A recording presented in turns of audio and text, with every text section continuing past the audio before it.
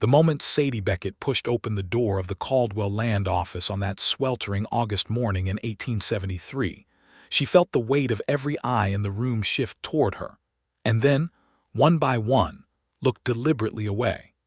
She stood in the doorway for just a breath, letting her vision adjust from the blinding Kansas sun to the dimmer interior, where four men sat on the long bench against the wall waiting their turns.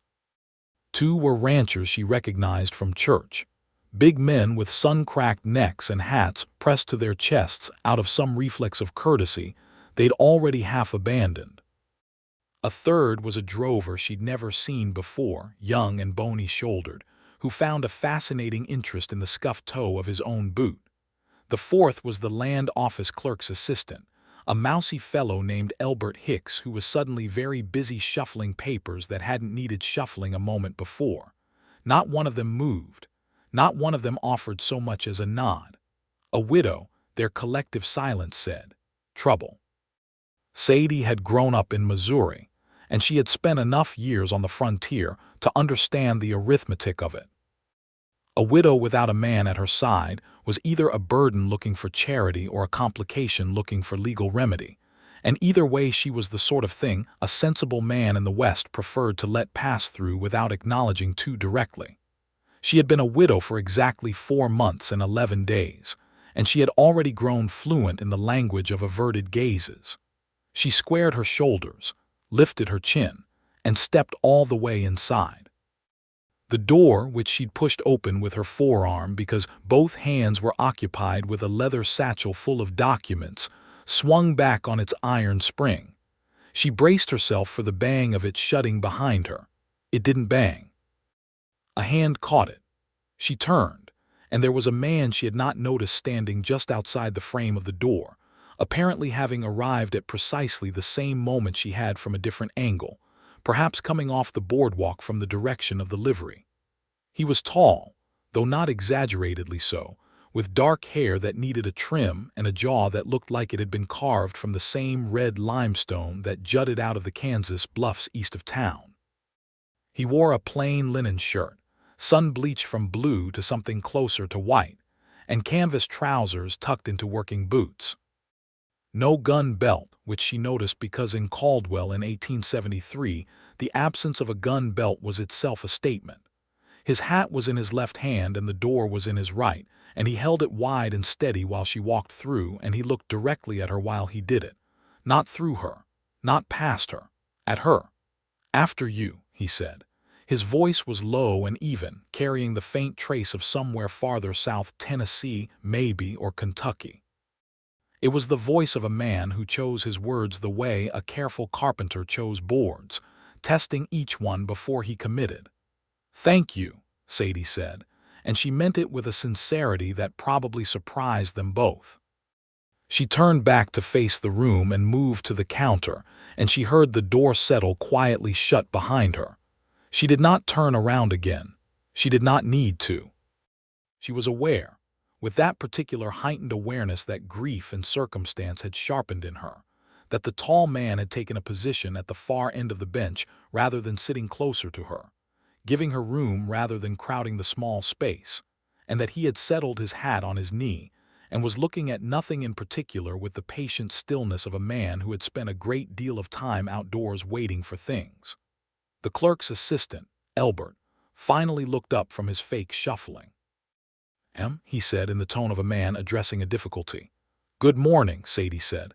"I need to speak with Mr. Dunmore. I'm Sadie Beckett. My husband filed a preemption claim on the Cottonwood section 18 months ago, Thomas Beckett. He passed in April, and I need to understand what my legal standing is with the claim." Elbert blinked at her.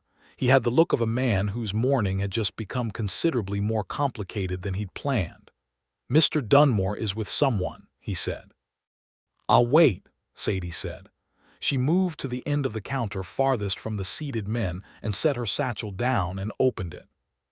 She drew out the papers she'd organized the night before by lamplight, going through Thomas's documents for the 4th or 5th time since his death, trying to make sense of the legal language that ran together like creek water after a rain. The preemption claim, the proof of settlement, the affidavits of improvement, all of it in Thomas's cramped, earnest handwriting, and all of it now hanging in a legal limbo that Elbert Hicks clearly had neither the authority nor the inclination to resolve for her. She was aware of the men on the bench being aware of her. The two ranchers had resumed a low conversation. The young drover had gone back to studying his boots. The tall man at the end of the bench was reading something. She caught a glimpse when she glanced up. A folded newspaper, the Caldwell Post, she thought, though it might have been the Wichita Eagle. She looked back down at her papers. The inner door opened and a man in a suit came out, shaking hands with a heavy-set fellow who followed him. That would be Dunmore, the land agent, whose reputation was complicated and whose fees were not inconsiderable. The heavy-set fellow was Mr. Garrett Plum, who owned 3,000 acres east of the Chicaskia River, and apparently always needed more. He passed Sadie without looking at her, which was just as well because she didn't particularly want to look at him either. Dunmore did look at her. He was a man of about 50 with careful eyes and the slightly theatrical mustache of someone who understood that appearances were currency in his line of work. "Mrs. Beckett," he said, "come in." She gathered her papers and followed him into the back office. The conversation that followed was 40 minutes long and left her feeling as though she'd been walking in a fog that kept thickening. Dunmore was not unkind. He was, in his way, trying to be helpful. But the helpfulness kept bumping up against the reality of the law as it stood in Kansas in 1873, which was that a woman's right to hold a preemption claim in her own name was, at best, a matter of ongoing legal interpretation, and at worst, a thing that would need to go before a judge.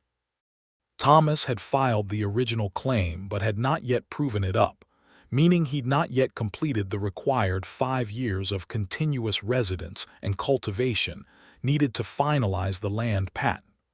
4 months after his death, the claim was in a kind of suspended state. Dunmore thought she might be able to continue the claim as a widow with dependents. She had a daughter, Clara, who had just turned 5 in June, but he wasn't certain. There were precedents, but they were inconsistent. There was a lawyer in Wichita named Alderson who handled these matters. "How much does Alderson charge?" Sadie asked. Dunmore named a figure that was roughly equivalent to what Sadie had in the tin box under the floorboard of the cabin, which was all she had, which was because Thomas had died with almost no money and considerable debt to the hardware merchant, and a modest debt to the seed merchant, and a larger debt, the one that kept Sadie awake at night, to Garrett Plum, who had lent Thomas $200 the previous winter when the cattle died, and who had been circling the property with the fixed patience of a vulture ever since. She kept her face very still through all of this. She had gotten good at keeping her face still. She thanked Dunmore, gathered her papers, and walked back out into the front office. The two ranchers were gone. The drover was gone. The bench along the wall held only one person, the tall man with the newspaper who looked up when she came through the door. He did not immediately look back down at his paper. She stopped at the counter to put her documents back in the satchel in some semblance of order, though her hands were not entirely steady, and she was aware that her jaw was tight and that she was breathing through her nose with the controlled deliberateness of a person who is not going to cry in a land office in front of a stranger, regardless of circumstances. "Didn't go well," the man said. It was not quite a question. She looked up. "That obvious," she said. "You came in walking like someone who knew what she was doing," he said. "You're leaving walking like someone who got told she has to figure out something else. There's a difference." Sadie considered that for a moment. "Preemption claim," she said, because she was tired of pretending everything was fine and he'd been the only one in the room who'd treated her like a person. "My husband's. He passed in the spring. The claim isn't proven up yet, and Dunmore can't tell me for certain whether I can continue it without going through a lawyer in Wichita." "Can you afford a lawyer in Wichita?" he asked. "No," she said. She said it flatly, without embarrassment, because embarrassment was something she couldn't afford either. The man nodded slowly. He folded his newspaper and set it on the bench beside him. "What section?" he asked. She blinked. "Cottonwood section, northwest quarter of section 12, township 33. Something crossed his face, not recognition exactly, but something adjacent to it. "That borders the Harlan Creek land," he said. "Yes," she said, surprised. "Do you know it?" "I have the section that shares its south fence line," he said. He stood, unfolding himself from the bench with the unhurried ease of someone comfortable in his own body, and held out his hand. "Wesley Keating." She shook it. His hand was calloused in specific places that told her he worked his own land rather than merely owned it. "Sadie Beckett," she said. "I know," he said. "I mean, I've seen the claim on the survey map. I didn't know your husband well. We crossed paths a few times. I'm sorry for your loss, Mrs. Beckett." "Thank you," she said, for the second time that morning, and again she meant it with a weight that surprised her. He picked up his hat and turned it once in his hands. "There's a woman in Caldwell who might be able to help you before you spend money on a Wichita lawyer," he said. "Ruth Halsey. She's not a lawyer, but she worked as a clerk for one in Cincinnati before she came west, and she knows the land laws better than most of the men practicing them out here. She helped 2 widows on the Nineska last year with exactly your kind of situation." Sadie stared at him. "Where do I find her?" "She runs the dry goods store on the corner of Main and 4th, he said. "Tell her I sent you. She'll talk to you straight." "Why are you telling me this?" Sadie asked. She didn't mean it as suspicion exactly, though perhaps there was an edge of it. She'd had enough experience in the past 4 months with men who offered help that turned out to be an opening bid for something else. Wesley Keating looked at her with eyes that were a kind of dark gray-green, the color of sage after rain, and he seemed to understand the question she was actually asking underneath the one she'd said out loud. "Because you walked in here alone and nobody in this room was going to tell you anything useful," he said. "And because we're going to be fence-line neighbors, apparently, and I'd rather have you on that land than whoever Garrett Plum puts there if things go the other way for you." That last part surprised a short, sharp sound out of her that was almost a laugh. "You know about Plum," she said. "Everybody knows about Plum," he said, without any particular heat, just stating a fact the way you'd note the direction of the wind. She put out her hand again. He shook it a second time. "I'll go find Ruth Halsey," she said. "Good luck," Wesley Keating said, and he went to the counter to wait for Elbert Hicks, and Sadie Beckett walked out of the Caldwell land office into the blinding August sun with something she had not had when she'd walked in. Something that felt, cautiously, like a direction. Ruth Halsey was a woman of about 55 with quick brown eyes and ink-stained fingers, and a manner of speaking that was brisk and efficient in a way that managed not to be unkind. She listened to Sadie explain the situation from start to finish without interrupting, then asked 4 precise questions and listened to those answers too. And then she said, "Sit down, Mrs. Beckett. I'm going to tell you exactly what the law says and what your options are, and it's going to take about 20 minutes, and afterward you can buy something from the store so this doesn't look like a legal consultation, because I am not a lawyer and I'd prefer to keep it that way." Sadie sat down. What Ruth told her was complicated but not without hope. Under the Preemption Act as it stood, a widow with dependent children who was in actual residence on and actively cultivating the claimed land had a reasonable basis for continuing the claim and eventually proving it up as if she were the original claimant. The Homestead Act of 1862 was even more favorable to widows, though Thomas had filed under preemption rather than homestead, which complicated things slightly.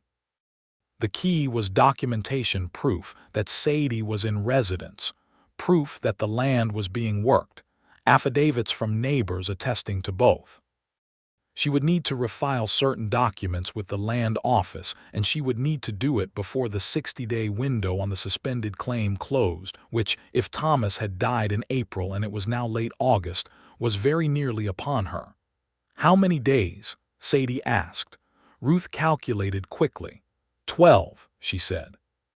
Sadie felt the ground shift slightly beneath her feet, the way it had when she'd first gotten the news about Thomas, that vertiginous lurching sensation of time suddenly meaning something it hadn't meant a moment before. "Can I do it without a lawyer?" she asked. You'll need witnesses to your affidavits. You'll need neighbors to vouch for the residence and cultivation. And you'll need someone to walk you through the exact forms Dunmore requires, because he's particular about the forms and he's not going to be helpful about explaining them. Ruth paused. I can help you with the forms. The neighbors are your problem. Sadie thought about the two ranchers on the bench who'd looked away. She thought about the drover who'd found his boots interesting. She thought about Wesley Keating, who had looked at her directly and told her where to find Ruth Halsey. I may have one neighbor, she said. She drove the 6 miles back to the claim in the wagon that afternoon with Clara sitting beside her, her daughter's legs dangling over the wagon seat, her daughter's small hand curled into Sadie's skirt with the unconscious trust of a child who doesn't yet know enough to be afraid of the right things. Clara had Thomas's eyes, pale gray and serious, and she had Sadie's stubbornness, which was considerable. She'd been asking fewer questions about her father lately, which Sadie suspected meant she was beginning to understand that questions didn't change the answer. The claim was 160 acres of short-grass prairie with a creek running through the eastern third of it, a stand of cottonwood trees along the creek bank that had given the section its informal name, and a soddy that Thomas had built the first summer with the help of 2 men from the neighboring claim. It was not beautiful in the way that Missouri had been beautiful, with its rolling green hills and its rivers heavy with trees. It was beautiful in the flat, relentless way of the Kansas plains, where the sky was so large that you felt both very small and strangely expanded, as if the horizon was inside you rather than around you. Sadie had come to love it in a way that still surprised her. She'd come west because Thomas had come west, because that was 1869 and she was 22 and she trusted him and he was certain this was the right direction for their life. And she'd stood in front of the soddy for the first time and looked out at the ocean of grass and felt something settle in her that she hadn't known was unsettled. Something that said, "This is yours." It was still hers. She intended to keep it that way. The next morning she left Clara with Mrs. Lindqvist from the neighboring claim to the north, an arrangement that Mrs. Lindqvist, a Swedish woman of enormous practical warmth, had established early in Sadie's widowhood on the grounds that children needed other children and Clara could play with her 3 youngest, and she rode south along the fence line toward the section that shared her southern boundary. She wasn't certain what she expected from Wesley Keating. She'd told herself on the drive home the previous day that she was going to him, because he was the sensible choice, the nearest neighbor who had already demonstrated some knowledge of her situation and no obvious antagonism toward her. She was not going because she was thinking about the way he'd held the door or the color of his eyes in the dim light of the land office. She was absolutely not doing that. She was a widow of 4 months with a 5-year-old child and a 12-day window and no money for a lawyer, and she was focused entirely on practical matters. The fence line was easy to follow. The south boundary of her claim was marked with cedar posts that Thomas had cut himself, strung with 3 strands of new barbed wire that Garrett Plum had been very pointed about mentioning, was actually charged to Thomas's account at the hardware store, and therefore technically a debt still outstanding. She rode along it until she came to the point where Thomas's posts met Wesley Keating's, which were older and made of limestone rather than cedar, which told her Keating had been here longer. She found him about a 1/4 mile in from the fence line, working on what appeared to be an irrigation ditch. He was knee-deep in an excavation with a long-handled shovel, and he was doing the kind of work that only becomes possible after you've stopped thinking about it and just let your body take over. A steady, rhythmic movement that had a quality almost like music if you watched long enough. He stopped when he heard her horse and looked up, and she saw him recognize her without surprise, as if he'd perhaps expected she'd be back, or at least hadn't been surprised by the possibility. "Mrs. Beckett," he said. He drove the shovel into the loose dirt and used it to brace himself as he climbed out of the ditch, which he did with the controlled effort of someone whose legs were tired from several hours of the same motion. He was a little dirty, the red-brown Kansas dirt on his forearms and the front of his shirt, and he ran one forearm across his forehead before he settled his hat back on. "Mr. Keating," she said. She didn't dismount. She'd thought about this on the ride over, the question of whether to dismount, and she decided not to, because staying on the horse kept the conversation businesslike, and this needed to be businesslike. "I went to see Ruth Halsey yesterday." "Good," he said. "She told me I have 12 days to refile the affidavits and supporting documents, or the claim goes into dispute and Dunmore will have to decide whether to reopen it to other applicants." She paused. "Plum has been watching the property." Wesley Keating's expression didn't change exactly, but something behind it did. A slight tightening around the eyes. "How much does he have against the estate?" he asked. $200, she said. "Thomas borrowed it last winter." He was quiet for a moment, looking out at the horizon in the particular way of a man thinking through something he doesn't particularly like the look of. "What do you need?" he said finally. "Ruth needs 2 neighbors to sign affidavits attesting that I'm in residence on the land and that it's being actively cultivated," Sadie said. "Mrs. Lindqvist to the north has already agreed. I need 1 more." She watched him. He was looking at the fence line, his own fence and then hers beyond it, and she could see him weighing something, though she couldn't tell exactly what. "I'll sign," he said. The relief that moved through her was embarrassingly strong. She felt it in her hands, which had been gripping the reins more tightly than she'd realized. She loosened her fingers deliberately. "Thank you," she said. "When do you need it?" "Ruth says we should go to Dunmore together. All 3 of us, you and Mrs. Lindqvist and me, so he can take the depositions properly." She hesitated. "Could you come to Caldwell in 3 days? That gives Ruth time to prepare the forms and leaves us 9 days before the window closes." "3 days," he said. "I'll be there." She nodded, started to turn the horse, then stopped. There was something else she'd been carrying since the land office, something she kept circling back to. She turned back. "Why does it matter to you whether I'm on the land or Plum puts someone there?" she asked. It was the same question she'd been asking herself, really. Testing the answer she'd started constructing. He looked at her with those rain-sage eyes, and there was a directness in it that she'd noticed in the land office and hadn't been able to quite account for. Most men in her experience either looked too hard or not hard enough, either pressing in or pulling back. He just looked, the way a good person looks at something they're genuinely trying to understand. "Plum has a way of acquiring land," he said, "and then managing it in ways that change the character of a place. He runs too many cattle, he fences off water sources. My creek runs through your property before it gets to mine, Mrs. Beckett. If Plum gets that land, I lose reliable water access within 2 years, I guarantee it." He paused. "That's the practical reason." "Is there an impractical one?" she asked. He seemed to think about whether to say the next thing. Then he said, "You walked into that land office alone and nobody in there was going to do a damn thing to help you. That bothers me. It bothers me more than is probably strictly practical." Sadie looked at him for a moment. "I'm used to it," she said. "You shouldn't have to be," he said. She rode home with that ringing in her ears like a clear bell struck in a quiet room. The 3 days before the trip to Caldwell were occupied, as all her days were occupied, with the work of keeping the claim alive and the child fed, and the various things that Thomas's absence had left undone slowly and imperfectly attended to. She had 8 cattle left, down from 12 before the hard winter, and they needed moving to the north pasture where the grass was still holding.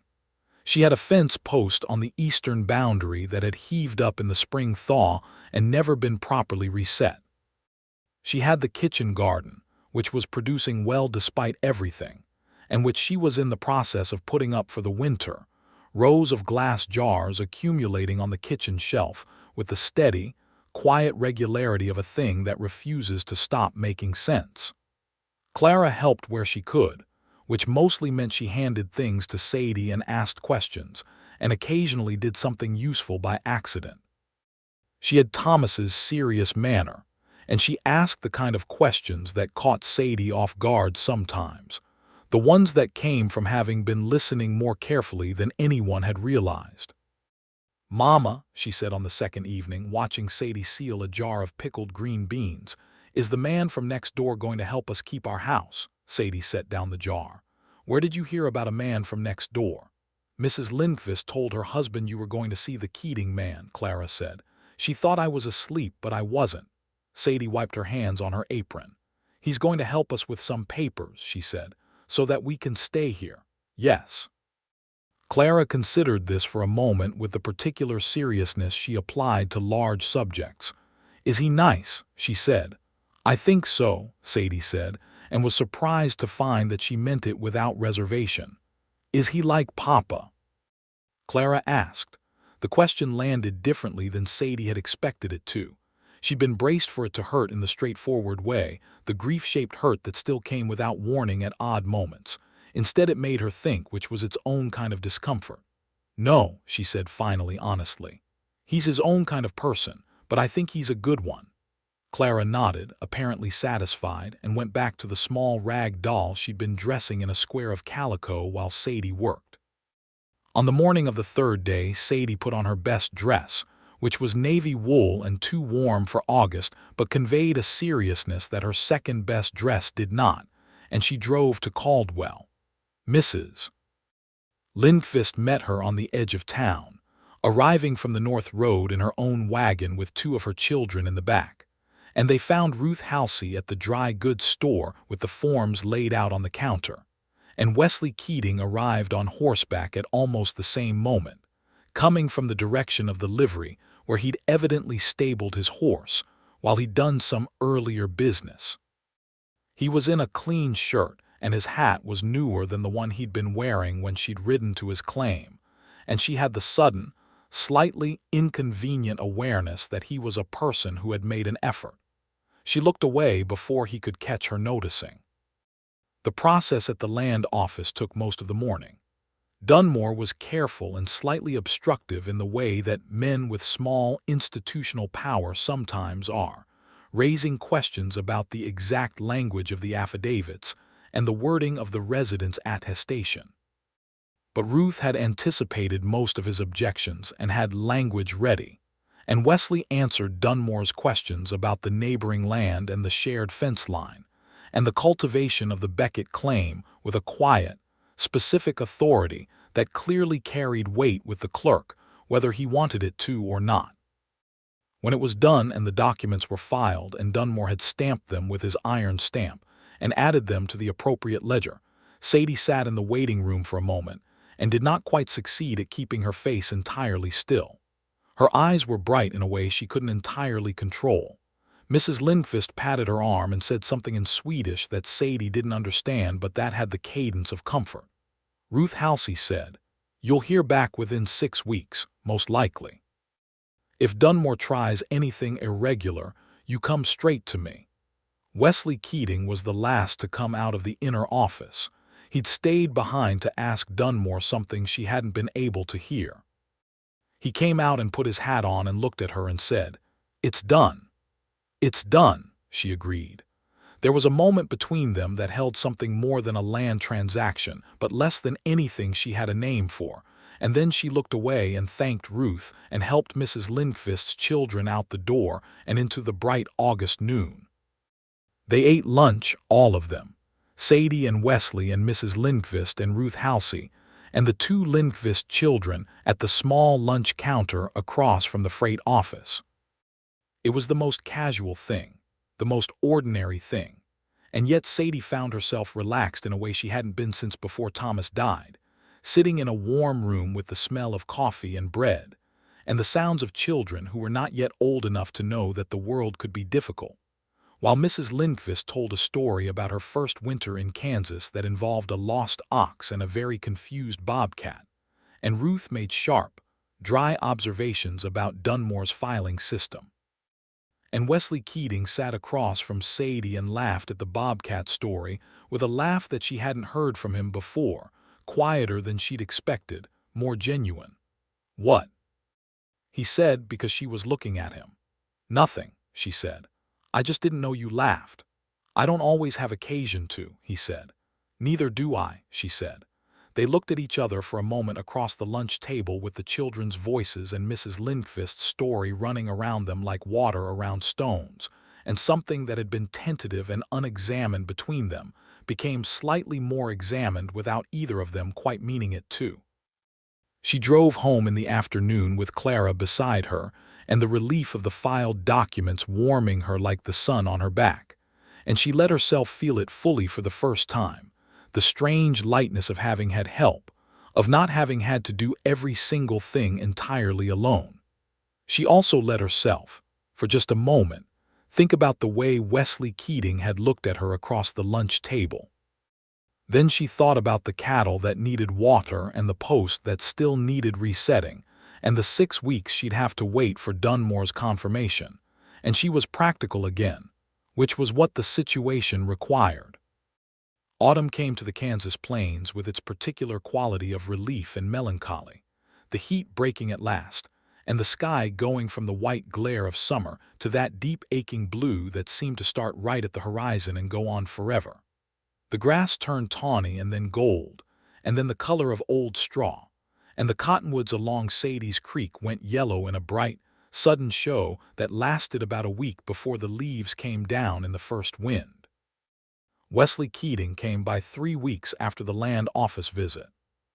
He appeared at the edge of her property at the respectful time of mid-morning, riding rather than driving, and he called out before he came to the door in the manner of someone who understood the importance of not arriving unannounced at a woman living alone. Clara was the one who saw him from the kitchen window. "The Keating man is here," she announced. Sadie had been up since before dawn, as she usually was. She was in the middle of resetting the fence post, actually. She'd been working up the courage to do it properly for 2 weeks, and had finally gotten up that morning determined to finish it. She was in her work clothes, which were Thomas's old trousers cut down and a shirt she'd owned for years, and she was dirty in a Kansas clay sort of way, and she was somewhat committed to the post at this stage, having gotten the old one out and the hole deeper. She walked out to meet him anyway, wiping her hands on the back of her trousers because there was nothing to be done about it. He took in her state without any change of expression, which she appreciated, and he said, "You're resetting the eastern post." "I am," she said. "Do you want a hand?" he said. "That old clay gets hard as iron once you're past the first foot." She looked at him. She wanted to say no, because saying yes felt like admitting something, though she wasn't entirely sure what. But she looked at the hole and the post, and the tamping bar she'd been using with diminishing success for the last hour, and she said, "Yes, actually."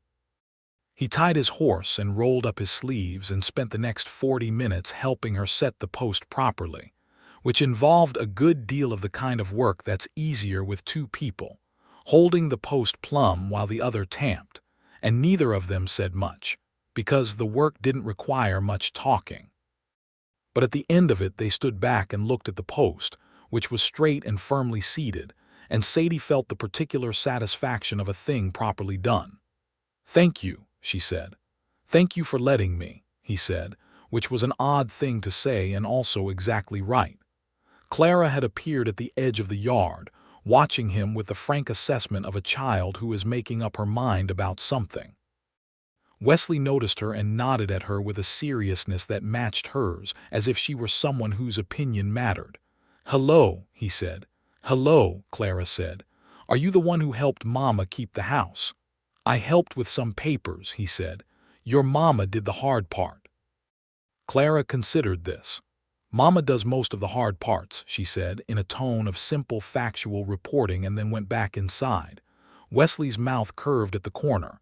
It wasn't quite a smile, but it was close. "She's right," he said. "She has her father's capacity for observation," Sadie said. He could look at a situation and see exactly what it was. It was sometimes inconvenient. It was the first time she'd spoken about Thomas to Wesley, and she felt the slight shift in the air between them that such acknowledgments created. "How long were you married?" Wesley asked. 5 years, she said. "We came west in '69. Clara was born the following year." Thomas, she paused, not from grief exactly, or not only from grief, but from the difficulty of summarizing a person in a few sentences. He was a good man, earnest. He believed in things, the land, the work of it. He died of a fever in April. It was very fast, 4 days from the first sign to the end. Wesley was quiet for a moment. "I'm sorry," he said, not the automatic kind of sorry, the kind that acknowledged something real. "Were you ever married?" she asked. She wasn't certain where the directness came from, only that the post and clay work had broken down some formal barrier, and she was genuinely curious. "No," he said. He said it without apparent regret or defensiveness, just as a fact.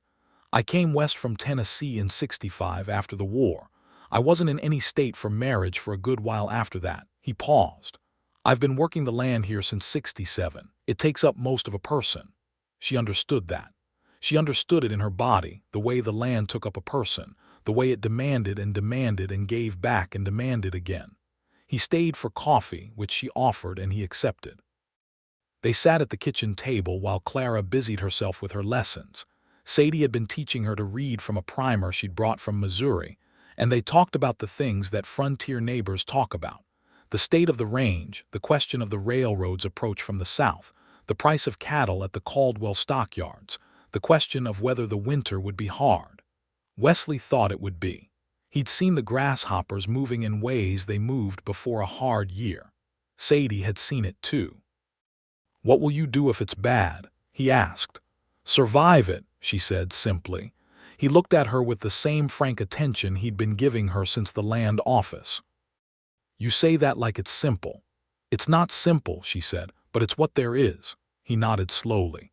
Then he said, as if he'd been thinking about whether to say it, "If you need anything this winter, wood or help with the cattle or anything, I'm 6 miles south. I'd rather you asked than didn't." She looked at him for a long moment. "Why?" she said. Again the question, the same one, testing the same answer. And he said again, "Because you shouldn't have to do all of it alone." He left in the early afternoon, and she watched him ride south along the fence line. And then she went back to work.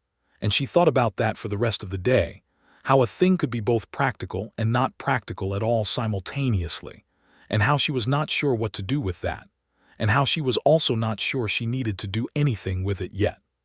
The letter from the land office came in October, on a gray Tuesday morning when the wind had a teeth in it for the first time. Sadie was coming out of the barn when she saw the rider from the post office at the end of the track, and she walked to meet him with her heart in her throat, and her face arranged into the still water calm she'd been practicing since April.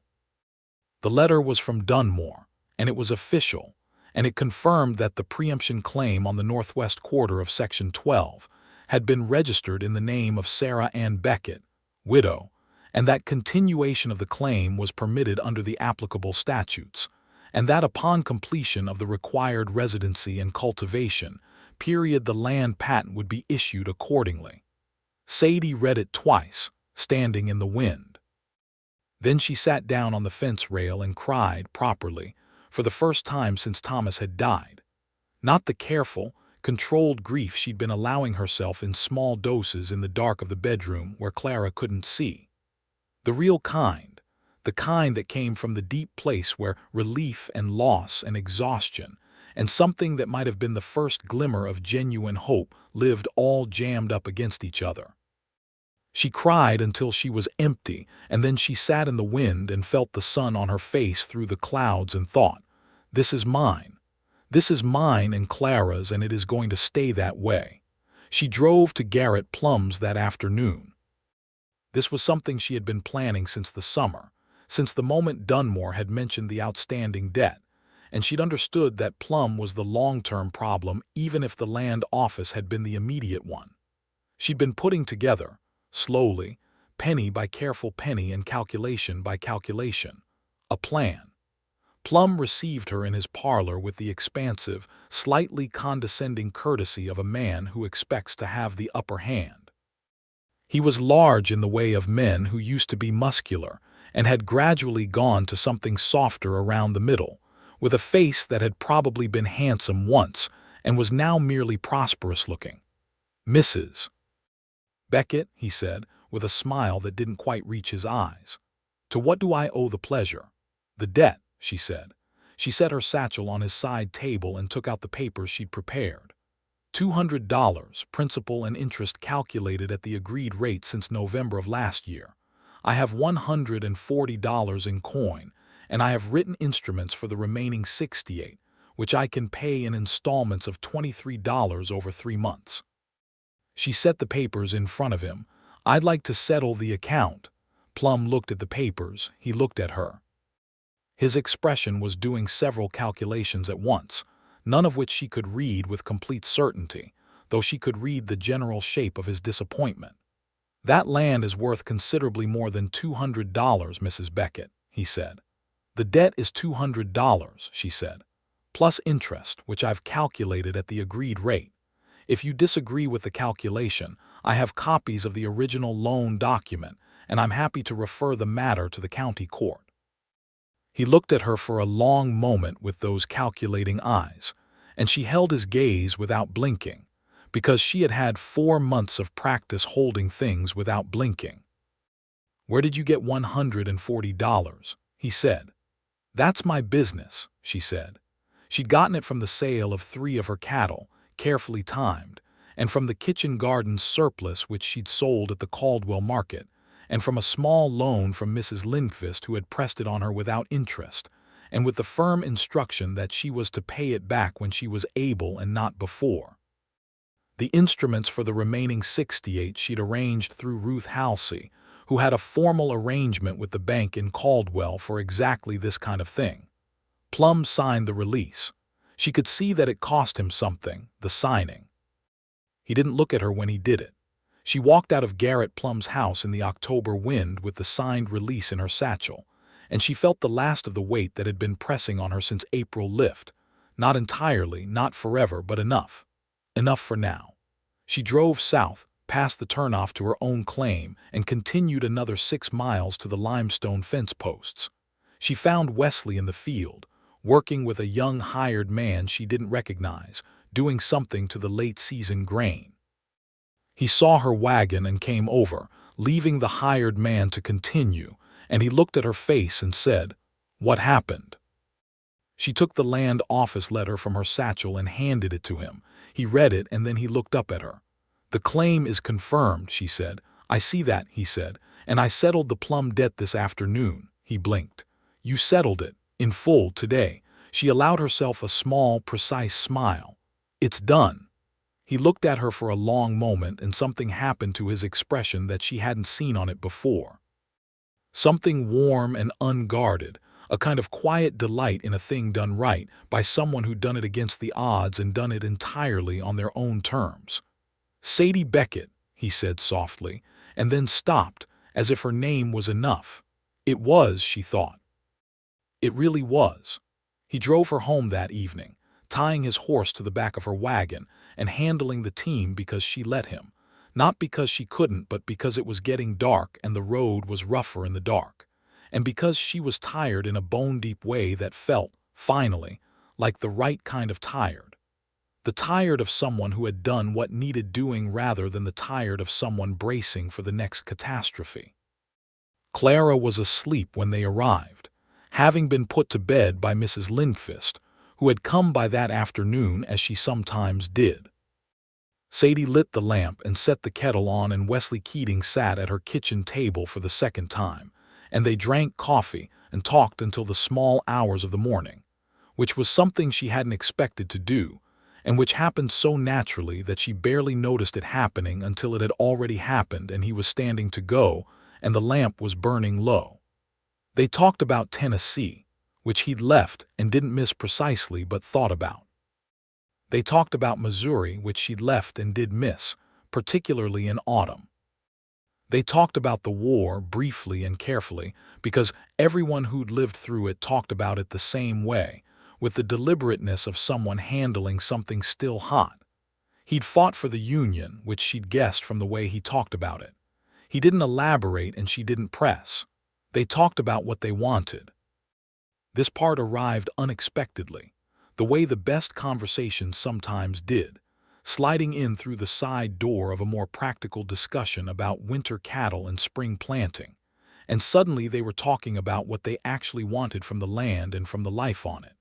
And she said that what she wanted was to make something that lasted, something Clara could grow up knowing was theirs and was solid. And he said that what he wanted was. And he paused here and looked at the coffee cup and then looked up at her much the same. Something lasting, something built on purpose. When he stood to go, he was very still for a moment, standing on her side of the kitchen table, closer than he usually stood, and she was very aware of the warmth of the room and the lamplight and the distance between them, which was small. "I've enjoyed this evening," he said. "So have I," she said.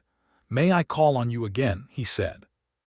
He said it plainly, the way he said most things, without decoration or artifice, and she understood that he was asking a specific question with a specific implication, and that she should be clear about her answer. She was quiet for a moment, not because she didn't know the answer, but because she wanted to give it the weight it deserved. "Yes," she said. "I'd like that." He nodded. He picked up his hat and he left, and she heard his horse moving away in the dark, and she stood in the warm kitchen for a while and felt the strange, frightening, tentative sensation of something new beginning. The winter came in hard, as Wesley had predicted it would. November brought a week of bitter wind that rattled the soddy walls and piled snow against the north side up past the window ledge.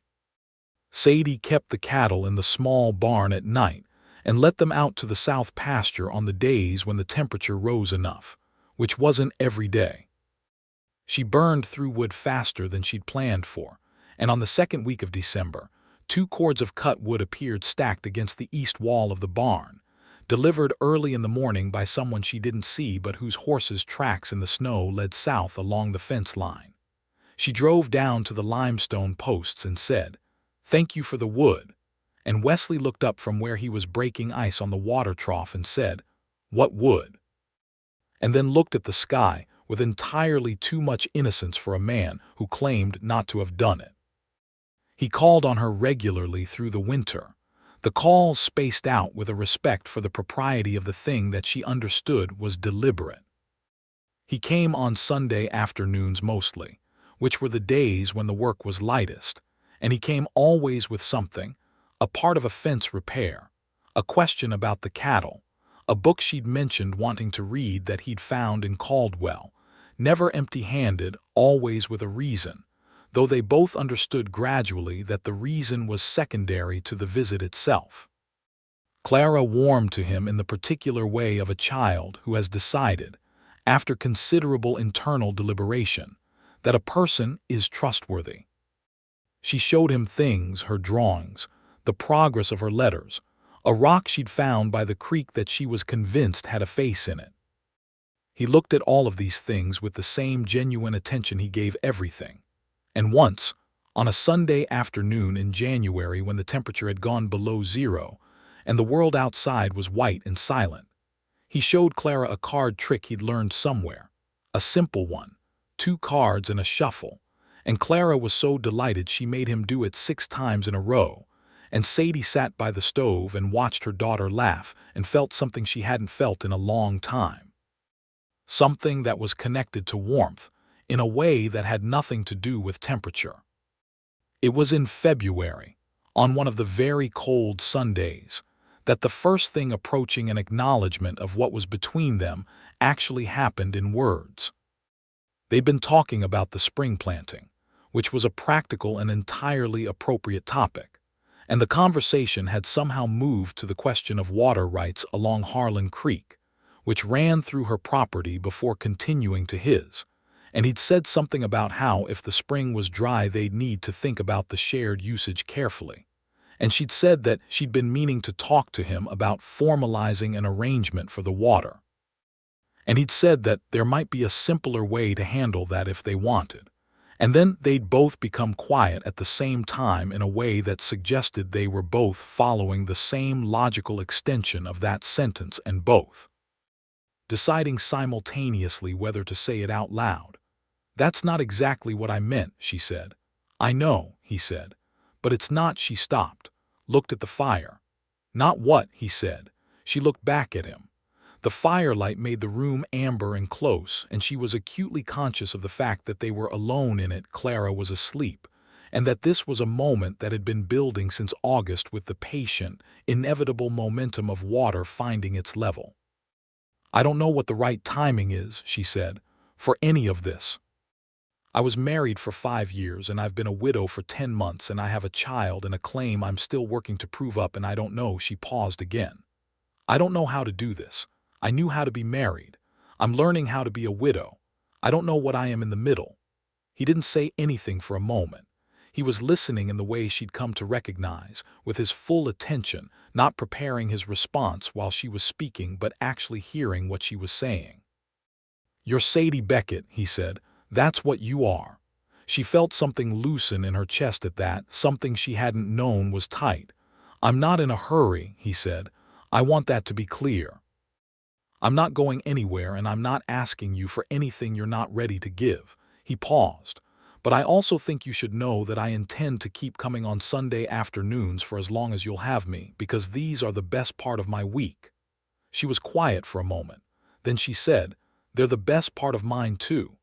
He reached across the space between them, the distance between his chair and her chair, and took her hand. Just that. He held it in the way that someone holds a thing they care about, not too tightly, not proprietarily, just present. Connected. She turned her hand and held his back. They sat like that by the fire while the Kansas wind moved over the plains outside, and it was enough. It was, for the moment, exactly enough. Spring came the way it always did on the Kansas plains, abruptly and with great conviction. The snow went in 3 days of Chinook wind, and then the ground was muddy, and then it was dry and cracked, and then it was covered in the first fine green of new grass, the kind of green that looks almost unbelievable after the white months, too bright, too saturated, like someone had painted it while you weren't looking. Sadie planted her kitchen garden in April and began the preparation for the larger acreage she decided to put to wheat. Thomas had grown mostly corn, but she'd been watching the wheat prices through the winter and talking to Ruth Halsey, who talked to everyone, and she thought wheat was the right decision for this land and this year. It was a bigger gamble than corn, requiring more equipment she didn't fully have and a market relationship she'd have to establish. But the upside was real. She mentioned this to Wesley one Sunday afternoon, and he listened to the whole of her plan, and then he said, "I have a wheat drill I'm not using on the back quarter. You can use it." "What will you want for it?" she asked. "A good harvest," he said simply. "I've got enough wheat of my own." "I'd rather see the equipment used than sitting." She studied him. "You're going to have to let me give you something for the use of it," she said. "Then give me the first batch of those pickles you make," he said. "The green bean ones. I've been thinking about those since August." She looked at him for a long moment, and then she laughed genuinely, a real laugh, and said, "Done." They worked their respective claims through the spring and into summer, and the rhythm of the work and the Sunday visits and the occasional weekday, when he'd come by to help with something too heavy for one person, or she'd send Clara down the fence line with a note about some shared concern. All of it built into a pattern that had the comfortable, reliable quality of something that belonged. On a Thursday in June, exactly a year after she'd first seen him hold that door, she rode down to the limestone posts with a problem. The wheat was doing well. The claim was solid. The debt was settled. The winter was survived, and the spring was bloomed, and the summer was underway. And Garrett Plum had just filed a dispute with the land office claiming that her affidavit of cultivation was fraudulent, that she had hired men to do the work rather than doing it herself, and that therefore the widow's continuation of the claim was invalid. It was a lie. She had done the work herself, every hour of it, but it was a lie with enough legal ambiguity around it to cause real trouble if Dunmore was inclined to listen, and she didn't know how inclined Dunmore was.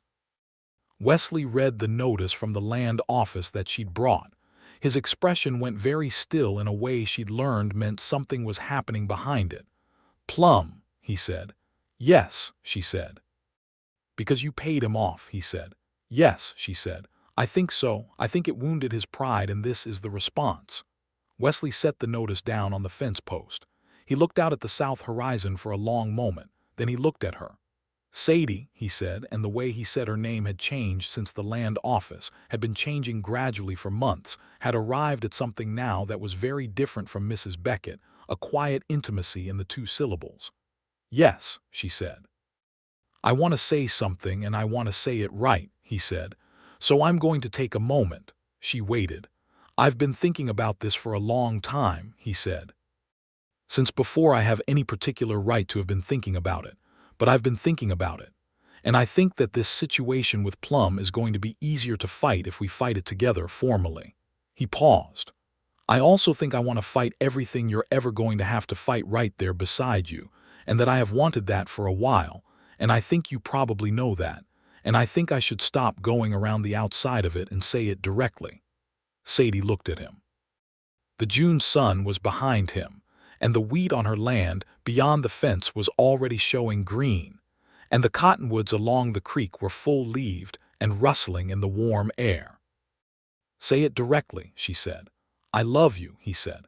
I would like to marry you if you'll have me whenever you're ready to have me, and I will ask you as many times as it takes, as many years as it takes, because I believe you're the finest person I have ever known, and I would very much like to spend the rest of my life being your neighbor and your partner and your husband.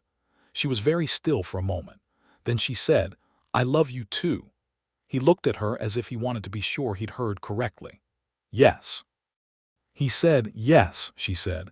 And yes to the other question, the question about marriage. She took a breath. I want to say it clearly too.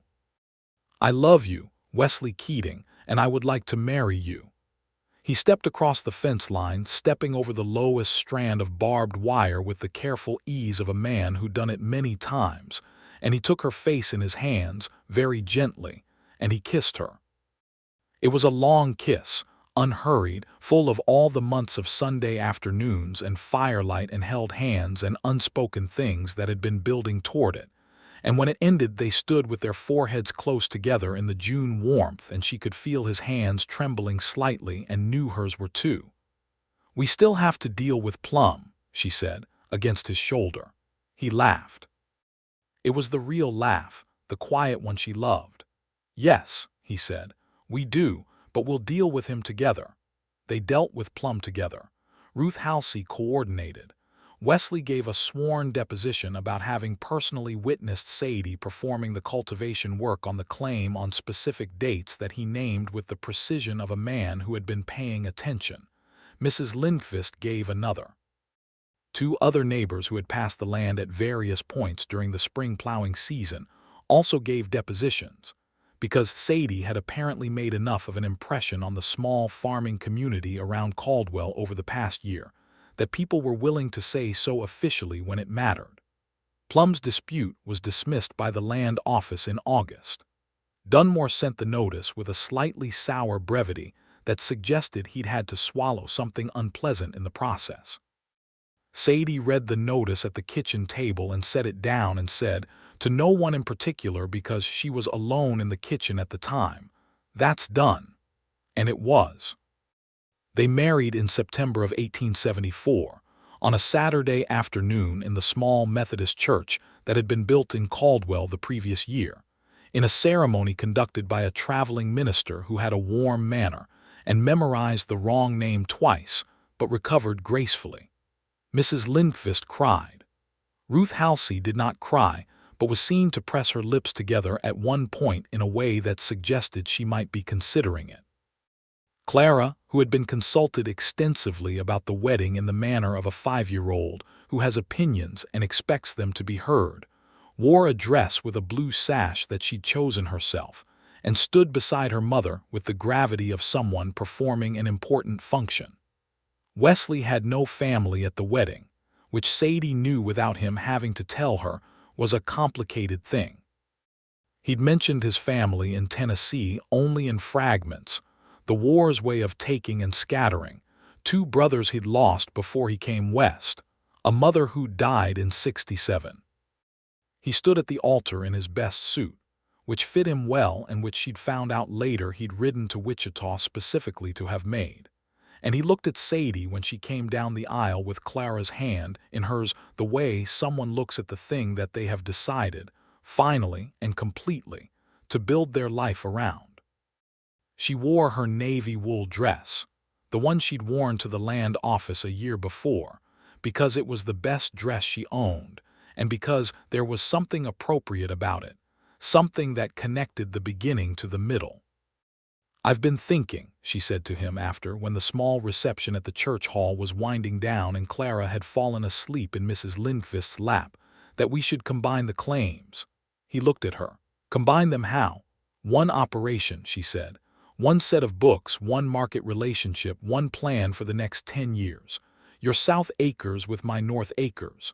The creek water shared properly. The wheat and the cattle managed together." He was quiet for a moment, thinking, the way he thought through things, thoroughly and without hurry. Then he said, "That's what I was going to suggest in the spring, but I didn't want to bring it up while Plum's dispute was unresolved." She looked at him. "You'd been thinking about it." "I've been thinking about a lot of things for a while," he said, with the slight, private quality of his better smiles, the ones that weren't quite on the surface but just underneath it, warming the whole expression. "So have I," she said. She moved her household to his Sadie, which was larger than hers and built of the limestone blocks he'd quarried himself, and she rented her Sadie to a young couple from Missouri who'd arrived in Caldwell with nothing but determination and needed a start. The rent was modest. It was the kind of modest that Thomas would have approved of, the kind that helped someone get their footing. The combined operation worked from the first year. Wesley had knowledge she lacked and she had stubbornness he admired, and Clara had opinions about the organization of the kitchen that neither of them could reasonably argue with. The wheat harvest in the fall of 1874 was good, not exceptional, but solid, and the cattle prices held, and by the end of the year they had paid off the last of the instruments she'd written to Plum and had a small surplus that they put in the Caldwell Bank. The following spring she was pregnant. She told him in March in the early morning before Clara was up, while he was at the stove and she was sitting at the kitchen table with her coffee, which she'd been finding harder to enjoy lately in a specific way that she recognized. He turned from the stove and looked at her and she just said it plainly, because that was how they did things, directly and without ceremony. "I'm expecting," she said. He stood very still for a moment. Then he set down the fork he'd been holding and came to where she was sitting and knelt down next to her chair, which put him at eye level with her in a way that felt deliberate, and he took both her hands. "How are you feeling?" he asked. "Tired," she said. "Happy?" "Frightened a little." "About the pregnancy?" he asked.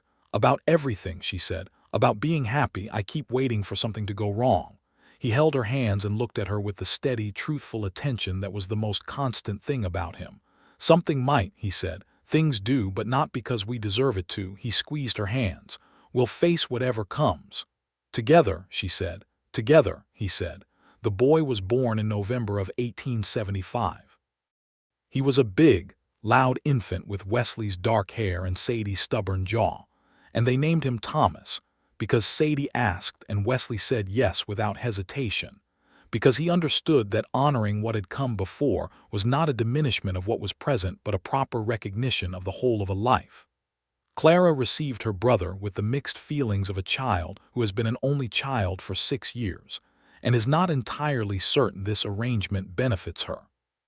She worked through this over about 2 weeks and arrived at a position of cautious proprietary affection that would define their relationship for the next several decades. She was in charge of him and also loved him, and these two things were not contradictory.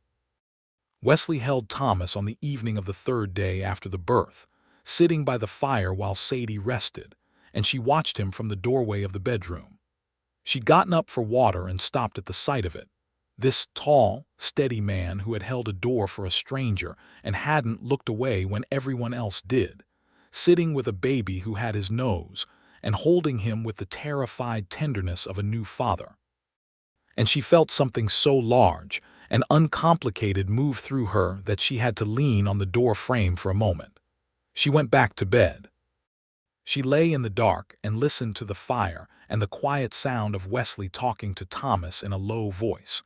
Not quite words she could make out, just the murmur of a man talking to a baby the way you talk to something that you love and can't believe is real. The years moved with the specific quality of years that are filled with work and children and the slow, steady building of something real.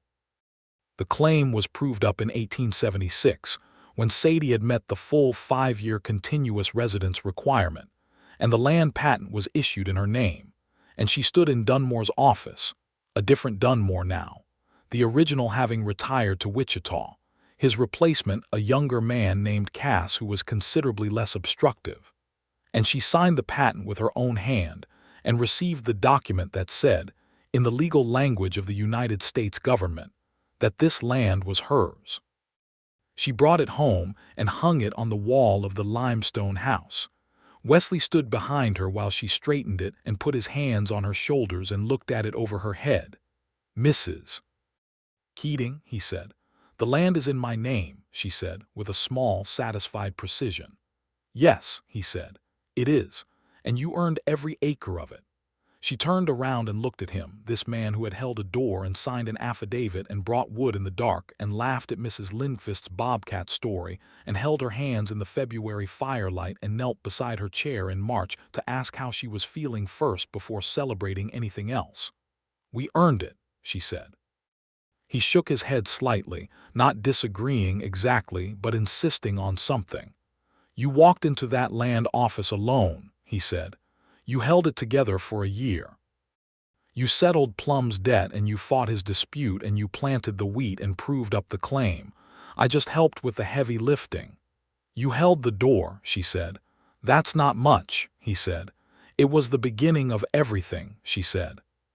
He looked at her for a long moment with those rain-sage eyes, and then he pulled her close and she let herself be pulled, and they stood together in the room with the land patent on the wall, and the sound of Clara and Thomas in the yard, and the Kansas afternoon coming through the windows, and she was home in every sense of the word that she had any use for. The Keating operation grew steadily through the latter half of the 1870s. They added acreage when they could, the practical, careful kind of expansion that came from saving well and buying right rather than borrowing against the future. Wesley built a proper frame house in 1878, 3 rooms with a real plank floor and glass windows, and they moved out of the limestone soddy that had been his, and let it serve as storage and seasonal quarters for the hired hands who came during harvest. Sadie designed the kitchen with a precision that made the carpenter mildly nervous, specifying exactly where she wanted the shelves and the window and the surface for the dough board. And the result was the best kitchen within several counties, in her completely impartial opinion. Clara started the Caldwell School in 1877, which meant the 6-mile ride to town 3 days a week, which meant Wesley modified his morning route to take her in on the days he was going to town anyway, and Sadie drove her on the others. This arrangement went without discussion or negotiation, simply organized itself out of the practical affections of the household, and Clara accepted it with the grace of a child who knows when not to ask questions. Thomas grew into a round, cheerful boy who was at home outdoors in the way that some children simply are, permanently dirt-dusted, and in pursuit of something that had gone under a rock or up a tree. He followed Wesley everywhere that Wesley allowed and some places he didn't, and Sadie would find them sometimes.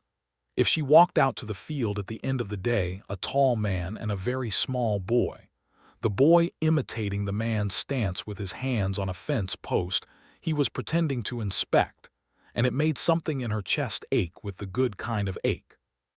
In 1879, she had another child, a daughter they named Frances, who came into the world in the startling way of second children, fast and insistently, and who had Sadie's dark eyes and a disposition that became apparent early as principally interested in the question of justice.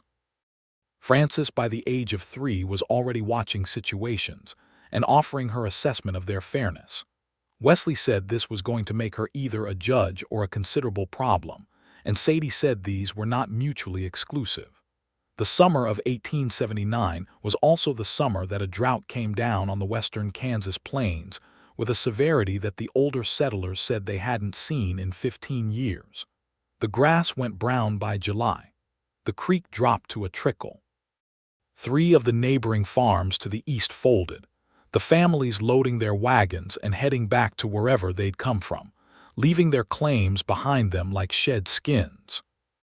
Sadie and Wesley's operation weathered it because of the creek even reduced to a trickle. It was still water, and because they'd spent 3 years building up a reserve of feed for exactly this kind of year, and because they'd diversified their cattle numbers down when the wheat was up so they weren't carrying more livestock than the land could support in a difficult season. It was still hard. It was a year of counting, of watching the sky, of making every gallon and every bushel stretch. Sadie drove to Caldwell twice a week that summer to check the prices and the weather reports, and to maintain the relationship with the grain merchant, who was an important part of their market access. She knew the numbers of their operation the way she knew the names of her children automatically, completely from the inside.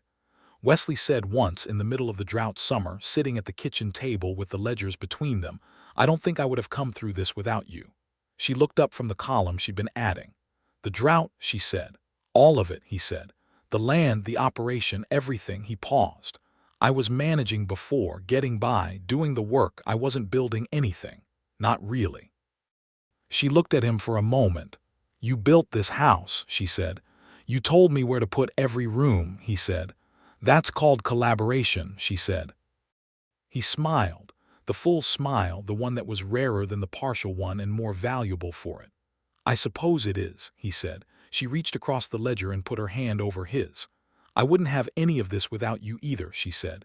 "The claim, the house, Thomas and Francis, all of it." She paused. "I walked into that land office not knowing if I was going to be able to keep my land, and you held the door. And then told you where to find Ruth Halsey," he said. "And then held my hand by the fire," she said. "And then married you," he said. "And then this," she said, gesturing with her free hand at the table and the ledgers and the house around them and the darkness outside where their land lay quiet and dry but still theirs. "And then this," he agreed. The drought broke in September, a late summer rain that came in the night and drummed on the plank roof of the frame house and woke them both, and they lay in the dark and listened to it together, the sound of water returning to the world. "There it is," Wesley said quietly. "There it is," Sadie said. The 1880s brought the railroad in earnest to Caldwell, and with it, a transformation that was hard to watch in some ways and welcome in others. The cattle drives that had given the town its rougher character diminished as the rail shipping became the dominant method, and the drovers and cowboys who'd made the summer a loud, unpredictable season gradually gave way to a more settled commercial life. Caldwell grew. Streets were named. A proper school building replaced the earlier one. A newspaper, 2 hotels, a bank branch. Sadie knew most of it personally. She'd become, somewhat to her own surprise, a person that other women came to when they needed practical advice about land and law and market access. It started informally, neighbors asking questions over the fence line, and became something more deliberate after she helped a widow named Margaret Trout successfully resist a fraudulent land seizure attempt in 1881 by walking her through exactly the process Ruth Halsey had once walked her through. "You should charge for this," Wesley said, not disapprovingly. After the 3rd time she'd spent a full afternoon at the kitchen table with another woman and her documents. "I know," she said. "But I remember sitting in Dunmore's waiting room and having nobody tell me anything." He nodded, understanding this completely. "Then keep doing it," he said. She kept doing it. She never charged. She did, eventually, at Ruth Halsey's strong suggestion, begin keeping a reference book of relevant statutes and precedents that she'd compiled from various sources, which Ruth kept a copy of at the dry goods store, and which circulated quietly among the women of the county in a way that neither of them had planned or could have entirely explained. Clara finished her schooling in Caldwell and went to a women's college in Lawrence in 1883, which required the kind of financial planning and sacrifice that parents made without discussing it as sacrifice, because it wasn't sacrifice when it was your child. She was 18, tall and serious and formidably intelligent, with Thomas's gray eyes and Sadie's spine, and she left on the eastbound train on an October morning with a trunk and a composure that only wavered slightly when Sadie hugged her on the platform. "You'll write," Clara said. "Every week," Sadie said, "and you'll tell me about the farm. Every detail." Clara pulled back and looked at Wesley, who had carried her trunk to the platform and was standing at a respectful distance. She crossed to him and hugged him with a directness that surprised him. She could see it in the slight stiffening before he hugged her back. "Take care of Mama," she said. "She doesn't need me to take care of her," he said. "I know," Clara said. "That's why you're good for her, you know that." She stepped back. "Take care of each other." She got on the train. Sadie watched it until it was a dot on the eastern horizon, and then she took Wesley's arm and they walked back to the wagon and drove home. Thomas was 14 by then, growing into a version of Wesley that was apparent in the set of his shoulders and the particular way he looked at problems, approaching them from the side calmly, without rushing. He was becoming a serious hand on the farm, not merely following anymore but contributing, thinking through the management decisions with a maturity that surprised Sadie, and that Wesley received with the quiet satisfaction of watching something you've put careful work into take its proper shape. Frances at 8 was conducting what appeared to be a private investigation into the fairness of every decision made in a mile radius and rendering her verdicts without being asked. She would be formidable. Sadie already knew it. They had a horse by then, a good one, a bay gelding that Wesley had bought at the Caldwell stockyards from a man passing through who needed money and had a fine animal to sell. Thomas had named him without asking anyone's permission, a name that stuck, Courthouse, because Thomas had overheard enough of the family history to think this was funny, and because it was. On the evening of their 10th anniversary, September of 1884, Wesley took Sadie for a ride on Courthouse, which he hadn't asked permission for either but which she accepted because the evening was warm and the stars were beginning, and she trusted him with the where-to. He took her to the cottonwood trees along Harlan Creek, which were old now and very large, their roots deep in the creek bank, their canopy wide enough to make a real shade. He stopped under the largest one and helped her dismount, and they stood in the dark with the creek sound around them and the stars overhead through the shifting leaves. "This is where your claim started," he said. "This is where everything started," she said. She looked at the trees and the water and the land that went in every direction around them, their land, all of it, hers and his and theirs together. "I keep thinking about how different it could have gone." "How so?" he said. "If I hadn't gone to the land office," she said. "If I'd let Plum have the claim, if I'd gone back to Missouri," she paused, "if you'd just not been standing there at that particular moment." "I was going to the land office to file a water rights query," he said. "I'd been putting it off for a month. I almost didn't go that day." She turned to look at him. "I didn't know that. I drove past the office twice," he said. "I was going to just go back to the farm and do it another time. Then I thought, no, get it done." She was quiet for a moment, feeling the weight of the contingency of it. The way the whole of her life now, this land, this house, this man, these children had hinged on a delayed errand on a Tuesday morning in August. "And you held the door," she said. "And you came through it like someone who knew what she was doing," he said. "I had no idea what I was doing," she said. "You had more idea than anyone in that room," he said. She leaned against him and he put his arm around her, and they stood under the cottonwoods in the late summer dark. And she thought about the woman who'd walked into the land office alone with a satchel full of papers, and a heart full of grief, and a 5-year-old daughter, and a claim she didn't know if she could keep. She thought about how that woman had felt the door held open behind her, and had turned and seen a man who looked at her without looking away. Everything that mattered had started in that moment. The rest of it, the affidavits and the settled debts and the confirmed claims and the Sunday afternoons and the February firelight and the wedding and Thomas and Frances and the wheat harvests and the drought year and Clara on the train and the frame house and the land patent on the wall, all of it had grown from that single moment of a man who held a door and looked directly at her. "Wesley," she said. "Yes," he said. "I'm glad you didn't go back to the farm that day," she said. He tightened his arm around her. "So am I," he said, into her hair quietly in the voice that was only for her. "So am I." The years that followed were full in the way that good years are full, not without difficulty, but with the kind of difficulty that has a purpose, that is building towards something rather than simply accumulating against you. Thomas came fully into the operation of the farm at 18, a natural partner for his father in the field work while Sadie handled the business side of things, and the three of them made a formidable team that other farming families in the county observed with a mixture of admiration and something approaching envy. Clara came home from Lawrence with a teacher's certificate and a determination that would have surprised anyone who hadn't known her as a child standing beside her mother in a land office at the age of 5, which was to say it surprised no one who had. She taught in Caldwell for 2 years and then married a man named Peter Marsh, who was a civil engineer working on the expanding railroad system, and they settled in Wichita, which was close enough for regular visits and far enough for everyone's mutual independence.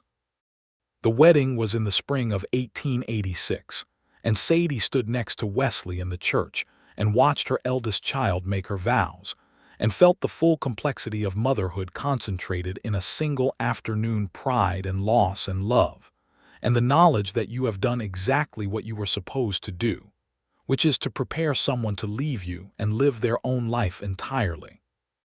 She found Wesley's hand without looking and held it, and he held hers back without looking, and they stood together while Clara became Clara Marsh. Frances, at 12, wore a blue dress and watched the ceremony with the focused attention of someone taking notes. Thomas, at 11, there was a year's difference between Clara's wedding age and his actual age at the time of Clara's wedding, because Sadie and Wesley had watched their son carefully and lovingly through the whole of his childhood, stood very straight in a new suit that he'd complained about until the moment he'd put it on, and then not complained about at all. There was a moment at the wedding reception, when the fiddle music had started and people were dancing on the church hall's wood floor, when Wesley took Sadie's hand and led her out among the dancing couples, and she let herself be led, and they danced together in the way of people who have spent years in the same rhythms of the same life and have found within those rhythms something that looks very much like grace. He was a decent dancer, which had surprised her when she'd first found this out at someone else's wedding in 1877. She'd mentioned the surprise, and he'd said mildly that he'd had a social life before the war, and she'd said she didn't know that, and he'd said there was probably quite a lot she didn't know about him yet, and she'd said she intended to find out all of it, and he'd said he hoped she would, and they'd dance then too. She knew all of it now. The Tennessee childhood and the 2 brothers and the mother and the war years he described only in outline, but which she could feel in the particular silences he kept around certain subjects. The way he sometimes stood alone in the morning looking east, and then deliberately turned west, back to the work. She knew the way he approached problems, which was sideways and thoroughly. She knew the way he laughed, which was quiet and real and worth waiting for. She knew the way he loved, which was steady and attentive and expressed in specific acts rather than general declarations, wood cut in the dark, and a book found in Caldwell, and a question asked first before any celebration. She knew him the way you know someone you have built something real with, which is the deepest way there is. On a November morning in 1889, Sadie stood in the kitchen of the frame house that Wesley had built in 1878 and looked out the window at the land that had been hers since 1876, when the patent had been issued, and hers in spirit since the October day in 1873, when she'd filed the affidavits, and driven home in the afternoon with something that felt like a direction. The wheat was harvested and stored. The cattle were in the south pasture. Thomas was in the barn doing the late-season maintenance on the equipment with the efficiency of someone who has been doing it for years and has improved on every step of the process his father taught him. Frances, now 16, was at the kitchen table behind Sadie, bent over her schoolwork with the concentration she brought to everything she cared about, which was everything. Wesley came in from outside, stomping mud from his boots at the door, and hung his hat and coat on the hook and came to where she was standing at the window. "Thinking," he said.